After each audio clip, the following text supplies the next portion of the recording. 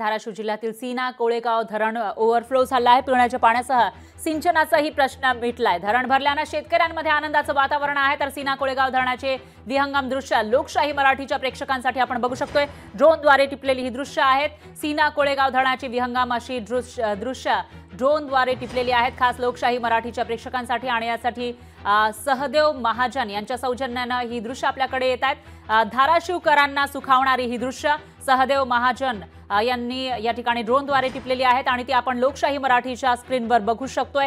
दिलासादायक असं हे चित्र म्हणावं लागेल। धाराशिव जिल्ह्यातील सीना कोळेगाव धरण ओव्हरफ्लो झालं आहे, त्यामुळे इथल्या लोकांच्या पिण्याच्या पाण्यासह शेतीच्या सिंचनाचाही प्रश्न मिटलेला आहे। धरण भरल्याने शेतकऱ्यांमध्ये आनंदाचं वातावरण आहे आणि ही विहंगम आणि सुखावणारी अशी दृश्य आपण लोकशाही मराठीच्या स्क्रीनवर बघू शकता।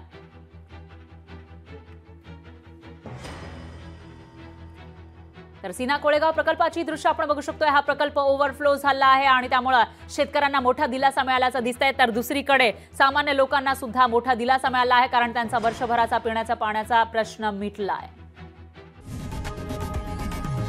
लोकशाही मराठी ऐका, पहा, जागरूक रहा।